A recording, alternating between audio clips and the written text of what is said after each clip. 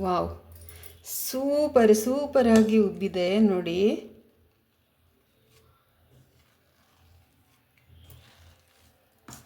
ಅದು ರಾಗಿದು ಹೇಗೆ ಮೇಲೆಲ್ಲ ಇದನ್ನು ಸೋಡಾ ಗಿಡ ಏನೂ ಹಾಕೋದು ಬೇಡ, ಬರೀ ಸ್ವಲ್ಪ ಉಪ್ಪು ಹಾಕ್ಕೊಂಡ್ರೆ ಸಾಕು. ಎಷ್ಟು ಚೆನ್ನಾಗಿ ಉಬ್ಬಿದೆ ಅಂತ ನೋಡಿ. ದೋಸೆ ಕೂಡ ಅಷ್ಟೇ ಚೆನ್ನಾಗಿ ಬರುತ್ತೆ.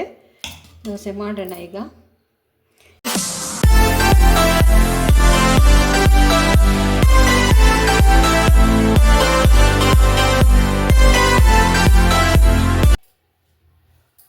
ಎಲ್ಲರಿಗೂ ನಮಸ್ಕಾರ. ಎಲ್ಲರೂ ಹೇಗಿದ್ದೀರಾ? ಎಲ್ಲರೂ ಚೆನ್ನಾಗಿದ್ದೀರಾ ಅಂದ್ಕೊಂಡಿದ್ದೀನಿ. ನಾನು ಕೂಡ ಚೆನ್ನಾಗಿದ್ದೀನಿ. ಕ್ಷಮಿಸಿ, ಕೆಲವು ದಿನಗಳಿಂದ ಲಾಗ್ ಮಾಡಿರಲಿಲ್ಲ. ಇವತ್ತು ಲಾಗ್ ಬರ್ತಾ ಇದೆ. ಅಷ್ಟೆಲ್ಲ ಕಂಟಿನ್ಯೂಸ್ ಆಗಿ ಲಾಗ್ ಬರ್ತಾ ಇರುತ್ತೆ. ನೋಡಿ, ಸಪೋರ್ಟ್ ಮಾಡಿ. ಎಲ್ಲರೂ ಹೇಗಿದ್ದೀರಾ? ಎಲ್ಲರೂ ಚೆನ್ನಾಗಿದ್ದೀರಾ ಅಂದ್ಕೊಂಡಿದ್ದೀನಿ. ನಾನು ಕೂಡ ಚೆನ್ನಾಗಿದ್ದೀನಿ. ಯಾರೆಲ್ಲ ಹೊಸದಾಗಿ ನನ್ನ ಚಾನಲ್ಗೆ ಭೇಟಿ ಕೊಟ್ಟು ವಿಡಿಯೋಗಳನ್ನ ನೋಡ್ತಾ ಇದ್ದೀರಾ, ಅವರು ಸಬ್ಸ್ಕ್ರೈಬ್ ಮಾಡಿಕೊಂಡು ವಿಡಿಯೋಗಳನ್ನ ನೋಡಿ ಸಪೋರ್ಟ್ ಮಾಡಿ. ಲೈಕ್ ಮಾಡಿ. ವಿಡಿಯೋಸ್ ನೋಡಿದ ತಕ್ಷಣ ಲೈಕ್ ಮಾಡಿ. ನಿಮ್ಮ ಲೈಕ್ಗಳು ನಮಗೆ ಬಹಳ ಅಮೂಲ್ಯವಾಗಿರುತ್ತೆ. ಬನ್ನಿ, ಇವತ್ತಿನ ವಿಡಿಯೋನ ಸ್ಟಾರ್ಟ್ ಮಾಡ್ತಾ ಇದ್ದೀನಿ. ಇವತ್ತೇನೆಂದರೆ, ಒಂದು ಆರೋಗ್ಯಕರವಾದಂತಹ ರೆಸಿಪಿನ ಹೇಳ್ಕೊಡ್ತೀನಿ. ಬಹಳಷ್ಟು ಜನಕ್ಕೆ ಅಕ್ಕಿ ತಿನ್ನಬಾರ್ದು, ಅಕ್ಕಿ ದೋಸೆ ತಿನ್ನಬಾರ್ದು ಅಂತೆಲ್ಲ ಇರುತ್ತೆ. ಅವ್ರು ಏನು ಮಾಡ್ಬೋದು ಅಂತ ಅಂದರೆ, ರಾಗಿ ದೋಸೆಯನ್ನು ತಿನ್ಬೋದು.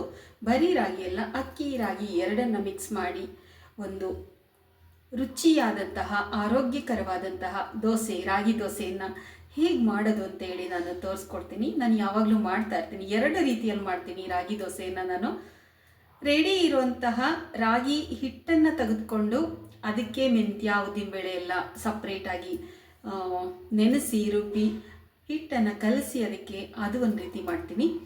ಇದು ಒಂದು ರೀತಿ ಮಾಡ್ತೀನಿ. ಇದು ಹೇಗೆ ಅಂತಂದರೆ, ಇಡೀ ರಾಗಿಯನ್ನೇ ಉಪಯೋಗಿಸ್ಕೊಂಡು ನೋಡಿ, ಈ ರೀತಿ ಇಡೀ ರಾಗಿಯನ್ನು ಉಪಯೋಗಿಸ್ಕೊಂಡು ನೆನೆಸಿ ಇದನ್ನು ಒಂದು 10 ಗಂಟೆಗಳಾದರೂ ನೆನಿಬೇಕಿದು.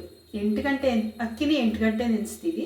ರಾಗಿ ಆಗಿರೋದ್ರಿಂದ ಒಂದು 10 ಗಂಟೆ ಆದರೂ ನೆನಿಬೇಕು. ಇದು ಚೆನ್ನಾಗಿ ನೆನೆದ ಮೇಲೆ ಇದನ್ನು ರುಬ್ಕೊಂಡು ಬೆಳಗ್ಗೆ ದೋಸೆ ಮಾಡೋದು. ಹೇಗೆ ನಾನು ಇದನ್ನು ಪ್ರಿಪೇರ್ ಮಾಡ್ಕೊಳ್ತೀನಿ ಅಂತೇಳಿ ತೋರಿಸ್ತೀನಿ. ಬನ್ನಿ. ಬಹಳಷ್ಟು ಜನಕ್ಕೆ ಕನ್ಫ್ಯೂಷನ್ ಇರುತ್ತೆ, ಇದೇ ರಾಗಿಯನ್ನು ಹೇಗೆ ಉಪಯೋಗಿಸಿ ದೋಸೆ ಮಾಡೋದು ಅಂತ ಹೇಳಿ. ಇದು ಕೂಡ ನೆನೆದ ಮೇಲೆ ಚೆನ್ನಾಗಿ ಮಿಕ್ಸಿ ಆಗುತ್ತೆ. ಅಷ್ಟೇ ಅಲ್ಲ, ಇದರಲ್ಲಿರೋಂತಹ ರಾಗಿಯಲ್ಲಿರೋ ಫೈಬರು ಅಲ್ಲೇ ಉಳ್ಕೊಳ್ಳುತ್ತೆ. ಯಾವುದು ಕೂಡ ನಾವು ಜರಡಿ ಮಾಡಿಬಿಟ್ಟು ಹಿಟ್ಟನ್ನು ತಗೊಳ್ತೀವಲ್ವ, ಇದ್ರ ಮೇಲೆ ಬಂತದನ್ನು ತೆಗೆದಾಕ್ಬಿಡ್ತೀವಿ. ಆದರೆ ಇದರಲ್ಲಿ ಹಾಗಲ್ಲ, ಇದು ಹಾಗೆ ಉಳ್ಕೊಳ್ಳುತ್ತೆ. ಬನ್ನಿ, ಯಾವ ರೀತಿ ಮಾಡೋದು ಅಂತೇಳಿ ನೋಡೋಣ.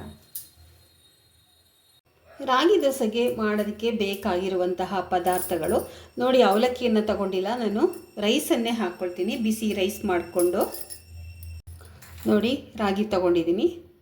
ಎಷ್ಟು ತಗೊಂಡಿದ್ದೀನಿ ನೋಡಿ. ಇದ್ರ ಜೊತೆಗೆ ಅಷ್ಟೇ ಅಕ್ಕಿಯನ್ನು ತಗೊಂಡಿದ್ದೀನಿ.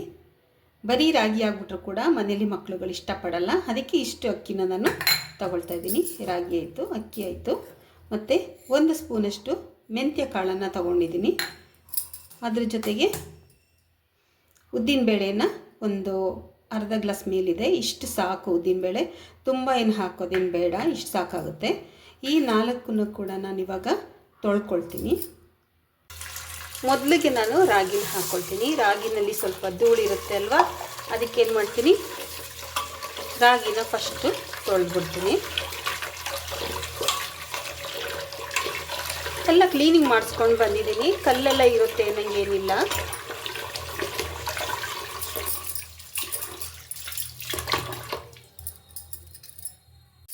ರಾಗಿನ ನೋಡಿ ಈ ಥರ ಚೆನ್ನಾಗಿ ತೊಳ್ಕೊಂಡಿದ್ದೀನಿ.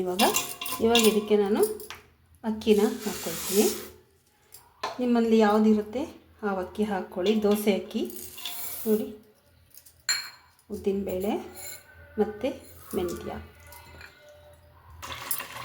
ಇವಾಗ ಇದನ್ನು ಕೂಡ ಅಕ್ಕಿ ಎಲ್ಲನೂ ಸೇರಿಸಿ ಒಂದ್ಸಲ ತೊಳ್ಕೊಳ್ಳೋಣ.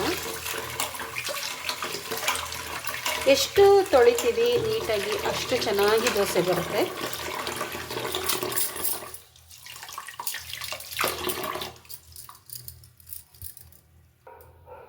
ನೋಡಿ, ಇವಾಗ ಚೆನ್ನಾಗಿ ತೊಳ್ಕೊಂಡಿದ್ದೀನಿ. ಇವಾಗ ನೀರನ್ನು ಹಾಕಿ ನೆನೆಯೋದಕ್ಕಿಡೋಣ.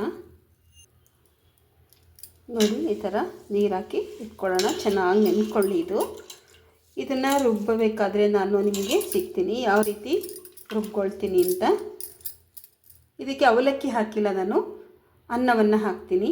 ಅವಲಕ್ಕಿ ಹಾಕಬೇಕಂತ ಅಂದರೆ 1 ಗಂಟೆ ರುಬ್ಬೋದು ಅನ್ನುವಾಗ ಅವಲಕ್ಕಿನ ನೆನೆಸ್ಕೊಳ್ಬೋದು. ನೋಡೋಣ ಅವಲಕ್ಕಿ ಹಾಕ್ತೀನ ಅನ್ನ ಹಾಕ್ತೀನ ಅಂತ ಗೊತ್ತಿಲ್ಲ, ನೋಡೋಣ ಸಂಜೆಗೆ. ಇನ್ನು ರಾತ್ರಿಗೆ ರುಬ್ಬೋದು. ನೋಡಿ, ಬೆಳಗ್ಗೆ ನಾನು ನೆನೆಯೋದಕ್ಕಿಟ್ಟಿದ್ದೆ ಅಲ್ವಾ, ಚೆನ್ನಾಗಿ ನೆನ್ಕೊಂಡಿದ್ದೆ ರಾಗಿ ಎಲ್ಲ. ಬೇಡ ಅಂದರೆ ಅಕ್ಕಿ ಹಾಕೋದು ಬೇಡ, ಆದರೆ ಅಕ್ಕಿ ಹಾಕೋದ್ರಿಂದ ತುಂಬಾ ಚೆನ್ನಾಗಿರುತ್ತೆ. ಇದಕ್ಕೆ ನಾನಿವಾಗ ಸ್ವಲ್ಪ ಬಿಸಿ ಅನ್ನವನ್ನು ಸೇರಿಸ್ಕೊಳ್ತಾ ಇದ್ದೀನಿ. ನಾನು ಹೇಳಿದ್ದೆ ಅಲ್ವಾ ಅವಲಕ್ಕಿ ಹಾಕ್ತಾಯಿಲ್ಲ ನಾನಿವತ್ತು, ಹಾಕೋದು ಬೇಡ ಅನ್ನನೇ ಹಾಕೋಣ ಅಂತೇಳಿ ಅನ್ನನೇ ಹಾಕ್ಕೊಳ್ತಾ ಇದ್ದೀನಿ.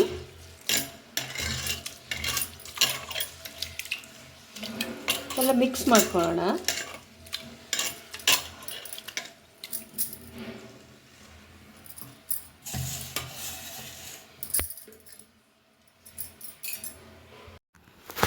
ಇವಾಗ ನೋಡಿ, ಮಿಕ್ಸಿ ಜಾರ್ಗೆ ಸ್ವಲ್ಪ ಸ್ವಲ್ಪನೇ ಹಾಕ್ಕೊಂಡು ನುಣ್ಣಗೆ ರುಬ್ಕೊಳ್ಬೇಕು. ಅದನ್ನು 2 ಸಲ ಹಾಕ್ಕೊಳ್ತೀನಿ ನಾನು, ಒಂದೇ ಸಲ ಹಾಕ್ಕೊಳ್ಳಲ್ಲ. 2 ಸಲ ಹಾಕ್ಕೊಂಡ್ರೆ ಮಿಕ್ಸಿಗೂ ಕೂಡ ಒತ್ತಡ ಆಗೋದಿಲ್ಲ ಅಲ್ವಾ. ನೋಡಿ, ಸ್ವಲ್ಪ ಸ್ವಲ್ಪನೇ ಹಾಕ್ಕೊಂಡು ಚೆನ್ನಾಗಿ ನುಣ್ಣಗೆ ರುಬ್ಕೋಬೇಕು. ದೋಸೆ ಮಾಡೋದ್ರಿಂದ, ಇಡ್ಲಿ ಅಲ್ವಲ್ಲ ಇದು.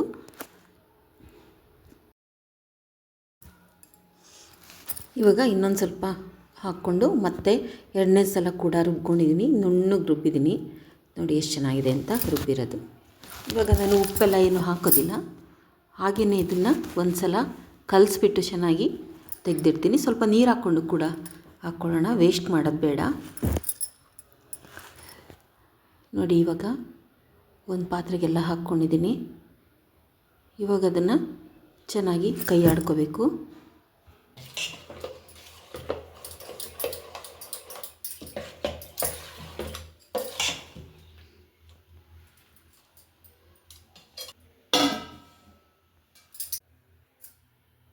ಎಲ್ಲರಿಗೂ ಗುಡ್ ಮಾರ್ನಿಂಗ್, ಶುಭ ಮುಂಜಾನೆ.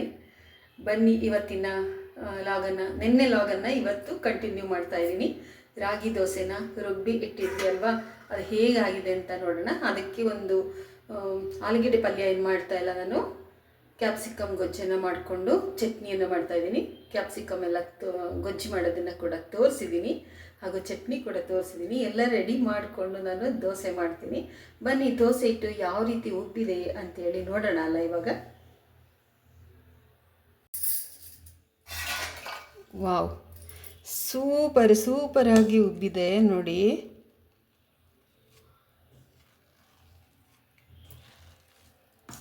ಅದು ರಾಗಿದು ಹೇಗೆ ಮೇಲೆಲ್ಲ ಬಂದಿತ್ತು ಅಂತ ನೋಡಿ, ಕೈ ಆಡ್ಕೊಳ್ಳೋಣ ಚೆನ್ನಾಗಿ. ಇದನ್ನು ಸೋಡಾ ಗಿಡ ಏನೂ ಹಾಕೋದು ಬೇಡ, ಬರೀ ಸ್ವಲ್ಪ ಉಪ್ಪು ಹಾಕ್ಕೊಂಡ್ರೆ ಸಾಕು. ನಾನು ಉಪ್ಪನ್ನ ಮೊದಲೇ ಹಾಕಿಡಲ್ಲ, ದೋಸೆ ಮಾಡಬೇಕಾದ್ರೆ ಸ್ವಲ್ಪ ಉಪ್ಪು ಹಾಕ್ಕೊಳ್ಳೋದು ಅಷ್ಟೇ. ನೋಡಿ ಎಷ್ಟು ಚೆನ್ನಾಗಿ ಉಬ್ಬಿದೆ ಅಂತ ನೋಡಿ. ದೋಸೆ ಕೂಡ ಅಷ್ಟೇ ಚೆನ್ನಾಗಿ ಬರುತ್ತೆ. ದೋಸೆ ಮಾಡೋಣ ಈಗ ಗೊಜ್ಜೆಲ್ಲ ಮಾಡ್ಕೊಂಬಿಡ್ತೀನಿ. ಫಸ್ಟು ಕ್ಯಾಪ್ಸಿಕಮ್ ಗೊಜ್ಜು ಮಾಡೋದಕ್ಕೆ ನಾನೆಲ್ಲ ರೆಡಿ ಮಾಡ್ಕೊಂಡಿದ್ದೀನಿ. ಸಣ್ಣದಾಗಿ ಹೆಚ್ಚಿ ಇಟ್ಕೊಂಡಿದ್ದೀನಿ ಕ್ಯಾಪ್ಸಿಕಮ್ನ, ಒಳ್ಳೆಯದು ಅಂತ ಹೇಳಿ ಅಷ್ಟೇ. ತೆಂಗಿನಕಾಯಿ ತೊಗೊಂಡಿದ್ದೀನಿ, ಸ್ವಲ್ಪ ಕೊತ್ತಂಬರಿ ಸೊಪ್ಪು, ಹಾಗೂ ಟೊಮೆಟೊ ಕೂಡ ತೊಗೊಂಡಿದ್ದೀನಿ. ಈರುಳ್ಳಿ ಏನು ಹಾಕ್ತಾಯಿಲ್ಲ. ಮತ್ತು ಚಟ್ನಿಗೂ ಅಷ್ಟೇ ನೋಡಿ, ಚಟ್ನಿಗೆ ತೆಂಗಿನಕಾಯಿ ಚಟ್ನಿ ರೆಡಿ ಮಾಡ್ಕೊಂಡಿದ್ದೀನಿ ನೋಡಿ. ಸ್ವಲ್ಪ ಪುದೀನ, ಸ್ವಲ್ಪ ಕೊತ್ತಂಬರಿ ಇಟ್ಕೊಂಡಿದ್ದೀನಿ, ಸ್ವಲ್ಪ ಪುದೀನ ಸೊಪ್ಪನ್ನು ಇಟ್ಕೊಂಡಿದ್ದೀನಿ ಚಟ್ನಿಗೆ. ಪುದೀನ ಸೊಪ್ಪು ಕೂಡ ತುಂಬ ಒಳ್ಳೆಯದು ಅಂತ ಹೇಳಿ.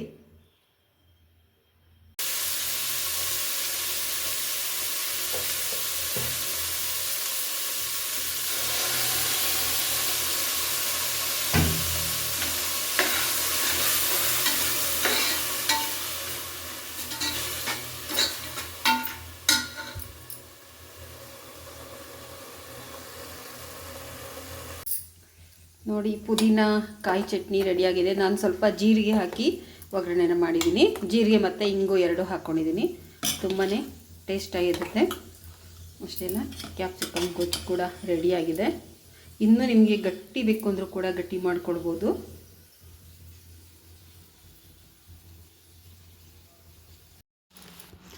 ನೋಡಿ, ದೋಸೆ ಹಿಟ್ಟನ್ನೆಲ್ಲ ಹದ ಮಾಡ್ಕೊಂಡಿದ್ದೀನಿ. ಇವಾಗ ದೋಸೆ ಮಾಡೋಣ. ಈಗ ಉಪ್ಪೆಲ್ಲ ಏನು ಹಾಕಿಲ್ಲ, ಇವಾಗ ಹಾಕ್ಕೊಳ್ತೀನಿ ಉಪ್ಪು.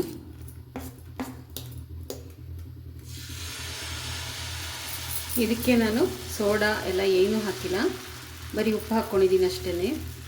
ಯಾರು ರಾಗಿ ದೋಸೆ ತಿನ್ನಲ್ಲ ಅಂತಿರ್ತಾರೆ ಅವರು ಕೂಡ ಈ ದೋಸೆನ ತಿನ್ಬೋದು, ಆ ರೀತಿ ಮಾಡಿದ್ದೀನಿ. ಕೆಲವರಿಗೆ ರಾಗಿ ದೋಸೆ ಅಂದರೆ ತುಂಬಾ ಕಪ್ಪಿರುತ್ತೆ ಅಂತ ಇಷ್ಟ ಆಗಲ್ಲ ಅಷ್ಟೇ. ಆದರೆ ಈ ರೀತಿ ಮಾಡಿಕೊಂಡಾಗ ಪ್ರತಿಯೊಬ್ಬರು ಕೂಡ ಇಷ್ಟಪಟ್ಟು ತಿಂತಾರೆ. ಕ್ರಿಸ್ಪಿ ಆದಂಥ ರಾಗಿ ದೋಸೆ ರೆಡಿ ಆಯಿತು. ನೋಡಿ ಎಷ್ಟು ಚೆನ್ನಾಗಿ ಬಂದಿದೆ ಅಂತ.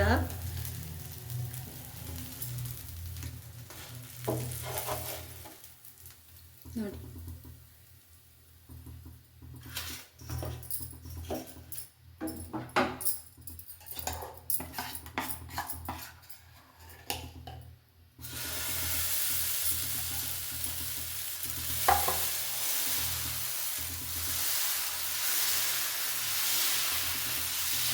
ಯಾವ ಥರ ಬೇಕಾದರೂ ಮಾಡ್ಕೊಳ್ಬೋದು.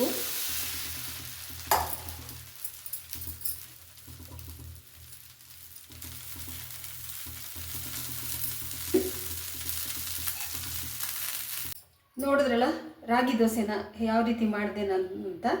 ರಾಗಿ ಹಿಟ್ಟನ್ನು ಬಳಸ್ಕೊಂಡಿಲ್ಲ, ಇಡೀ ರಾಗಿಯನ್ನೇ ಉಪಯೋಗಿಸ್ಕೊಂಡು ನಾನು ದೋಸೆನ ಮಾಡಿದ್ದೀನಿ. ಅದಕ್ಕೆ ಸ್ವಲ್ಪ ಅಕ್ಕಿ ಕೂಡ ಹಾಕ್ಕೊಂಡಿದ್ದೀನಿ. ಇವಾಗ ಈ ದೋಸೆನ ತಿನ್ನೋದಕ್ಕೆ ಪ್ರತಿಯೊಬ್ಬರಿಗೂ ಇಷ್ಟ ಆಗುತ್ತೆ. ಕೆಲವರು ತುಂಬ ಕಪ್ಪಿರುತ್ತೆ ಅಂತ ತಿನ್ನೋದಿಲ್ಲ, ನಮ್ಮನೇಲೆ ತಿನ್ನೋದಿಲ್ಲ. ಇವಾಗ ಇದನ್ನು ತುಂಬ ಚೆನ್ನಾಗಿದೆ ಅಂತ ಹೇಳ್ತಾ ಇದ್ದಾರೆ. ನೋಡಿ ಮನೇಲಿ ನನ್ನ ಮಗಳು ಕೂಡ ಹೇಳ್ತಾ ಇದ್ದಾಳೆ ತುಂಬ ಚೆನ್ನಾಗಿದೆ ಅಮ್ಮ ಅಂತ. ನೋಡಿ ಈ ಥರ ನೀವು ಕೂಡ ಮಾಡಿ ಮನೇಲಿ, ತುಂಬಾ ಒಳ್ಳೆಯದು. ರಾಗಿ ಪ್ರೋಟೀನ್ ಇರ್ಬೋದು, ಕ್ಯಾಲ್ಸಿಯಮು, ಫೈಬರು, ಐರನ್ನು ಪ್ರತಿಯೊಂದು ರಾಗಿಯಲ್ಲಿರೋದ್ರಿಂದ ಈ ರೀತಿ ರಾಗಿ ದೋಸೆಯನ್ನು ಮಾಡಿ ನೀವು ಬಳಸಿ ಮನೆಯಲ್ಲಿ ಎಲ್ಲರಿಗೂ, ಮಕ್ಕಳಿಗೆ, ದೊಡ್ಡವರಿಗೆ ಎಲ್ರಿಗೂ ಕೂಡ ತುಂಬ ಆರೋಗ್ಯಕರವಾದಂತಹ ಒಂದು ಬ್ರೇಕ್ಫಾಸ್ಟ್ ಆಗಿತ್ತು. ಬೆಳಗಿನ ಉಪಹಾರಕ್ಕೆ ಇದು ತುಂಬಾ ಒಳ್ಳೆಯದು. ಬೆಳಗ್ಗೆ ಹೊತ್ತು ತಿಂದರೆ ಆರೋಗ್ಯಕ್ಕೆ ಚೆನ್ನಾಗಿರುತ್ತೆ. ಕ್ಯಾಲ್ಸಿಯಂ ತುಂಬ ಸೇರುತ್ತೆ, ಕಾಲು ನೋವು ಬರಲ್ಲ, ಮತ್ತು ಮಂಡಿಗಳೆಲ್ಲ ನೋವು ಬರೋದಿಲ್ಲ. ಕ್ಯಾಲ್ಸಿಯಂ ಕಡಿಮೆ ಆಗುತ್ತೆ ಅನ್ನೋ ಒಂದು ಅವಕಾಶ ಇರಲ್ಲ. ಯಾವಾಗಲೂ ಕೂಡ ಕ್ಯಾಲ್ಸಿಯಂ ಸೇರ್ತಾ ಇರುತ್ತೆ ರಾಗಿ ಬಳಸೋದ್ರಿಂದ. ನೋಡಿ ಈ ಥರ ಮಾಡಿ ಸೇವಿಸಿ. ಹೇಗಿತ್ತು ಅಂತ ಹೇಳಿ, ನಿಮ್ಮನೇಲಿ ಯಾವ ರೀತಿ ರಾಗಿ ದೋಸೆಯನ್ನು ಮಾಡ್ತೀರಾ ಅಂತೇಳಿ ಕಮೆಂಟಲ್ಲಿ ತಿಳಿಸಿ. ಈ ವಿಡಿಯೋನ ಇಲ್ಲಿವರೆಗೂ ನೋಡಿದ್ದಕ್ಕೆ ಎಲ್ಲರಿಗೂ ಕೂಡ ತುಂಬ ಹೃದಯದ ಧನ್ಯವಾದಗಳು.